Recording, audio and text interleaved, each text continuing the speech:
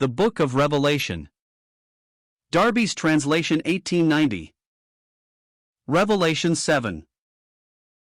And after this I saw 4 angels standing upon the 4 corners of the earth, holding fast the 4 winds of the earth, that no wind might blow upon the earth, nor upon the sea, nor upon any tree.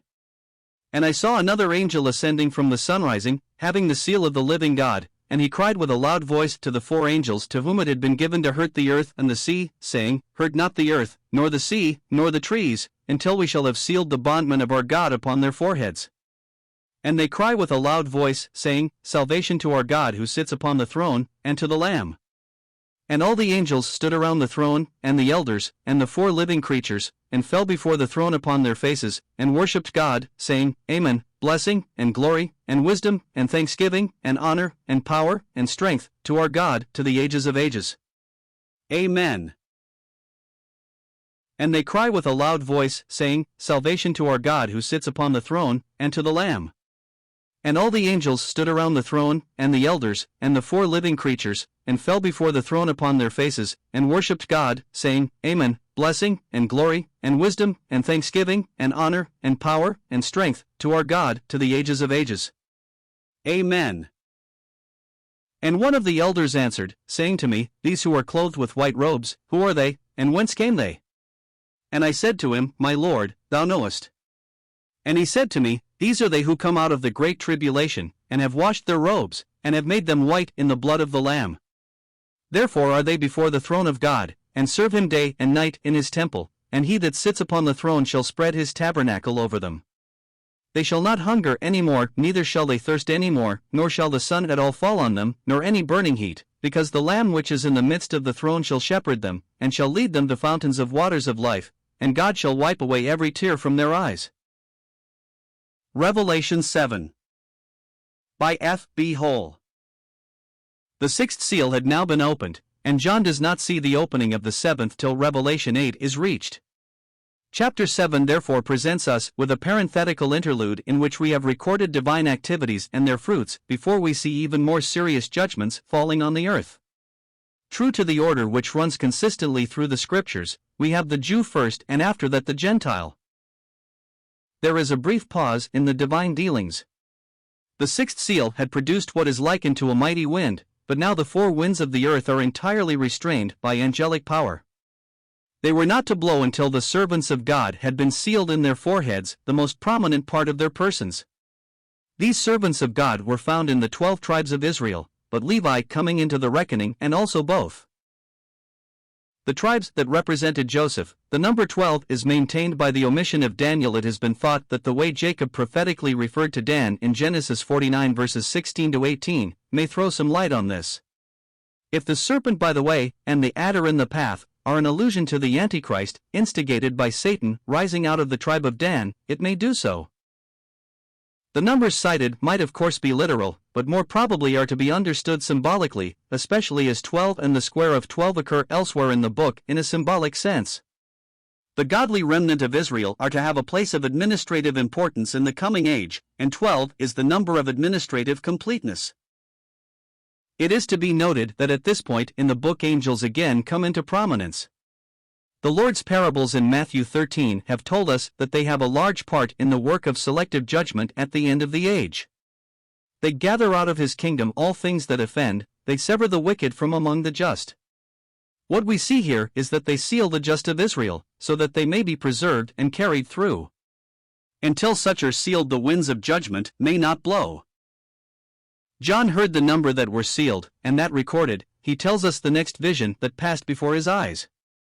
He saw a great multitude that came out of all nations, who appeared as standing before the throne and the Lamb. This was clearly a vision of a great host gathered from the Gentiles, as distinguished from the sealed remnant of Israel, that has just come before us. Another thing also differentiates the 2 companies. The elect of Israel are sealed, and thus marked for preservation, before the more direct judgments of God begin. The Gentile multitude is arrayed in the white robe of righteousness and holds the palms of victory as having come out of the great tribulation.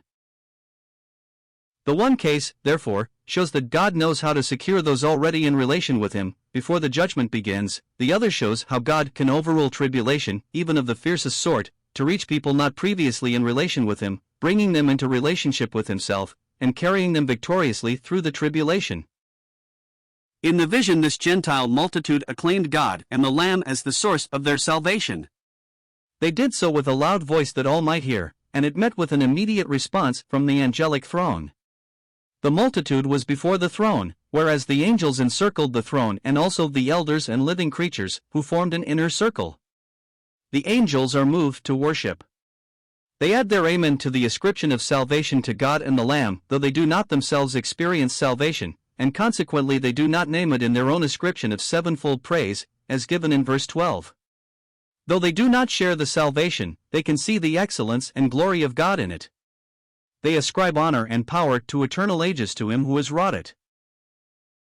It is remarkable that one of the elders should have raised with John the two questions that would naturally rise in all our minds. Who are these people in their multitudes, and whence did they come? John's response, Sir, thou knowest, was justified in the result. The elder did know, and gave the information. Consistently through the book, the elders are characterized by the spirit of worship and by a very full understanding of God and his ways. As representing the glorified saints, this is what we should expect of them, in keeping with the Apostle Paul's saying, Now I know in part, but then shall I know even as also I am known, 1 Corinthians 13 verse 12. The elders' reply shows that this great company have a special place inasmuch as they have experienced special sorrows and tribulation. The whiteness of their robes was not produced by their own works, or even by their much suffering, but only by their having been washed in the blood of the Lamb, yet they have a recompense which is a suited answer to their sufferings, and for which their suffering had educated and qualified them. Their place is before the throne, a phrase which indicates, we believe, the place they have morally and spiritually. They are put into close touch with God. They have moreover a priestly place, since they serve him day and night in his temple. All the burden and oppression which they have suffered has ceased forever, and on the contrary the Lamb himself becomes the minister of their joy and satisfaction, God having removed forever anything and everything that causes a tear. Thus it is a beautiful picture of millennial recompense and blessedness, which will be enjoyed by multitudes called out of the Gentile peoples and carried through the tribulation period. We have not yet reached the millennium and the orderly unfolding of the book, but in this parenthetical chapter we are permitted to have a glimpse of how God will preserve his people in view of it, whether they are Jews or Gentiles. There will of course be other multitudes, born during the progress of the age to come, also enjoying its blessedness. They will not belong to this company, however, nor share its special nearness, not having had the spiritual training involved in passing through the special tribulation. For us the principle is stated in the words, if we suffer, we shall also reign with him, 2 Timothy 2 verse 12. The principle is the same for them, though the exact recompense may be different.